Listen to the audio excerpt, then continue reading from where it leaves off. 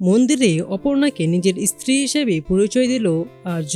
হ্যাঁ বন্ধুরা, চিরদিনই তুমি যে আমার ধারাবাহিকের নতুন পর্বে আমরা এমনটাই দেখতে পারবো। আমরা দেখি অপর্ণা আর্যকে বলতে থাকে, আমি না আপনাকে একটা জায়গায় নিয়ে যেতে চাই। আর তারপর আমরা দেখি অপর্ণা আর্যকে নিয়ে মন্দিরে চলে আসে। আর সেখানে যাওয়ার পর ঠাকুরমশাই আর্যকে দেখে আর্যর নাম জিজ্ঞাসা করে। আর তখন আর্য বলে আর্য সিংহ রায়। আর তারপর ঠাকুরমশাই বলে আর গোত্র, আর আর্য বলে কচ্ছপ গোত্র। আর এরপর ঠাকুরমশাই অপর্ণার নাম জিজ্ঞাসা করে। আর অপর্ণা তখন বলে অপর্ণা। আর অপর্ণা নিজের নাম বলার পরপরই নিজের গোত্র যখন বলতে যাবে ঠিক তখনই ঠাকুরমশাই বলে, তোমার আলাদা করে কোনো গোত্র বলতে হবে না।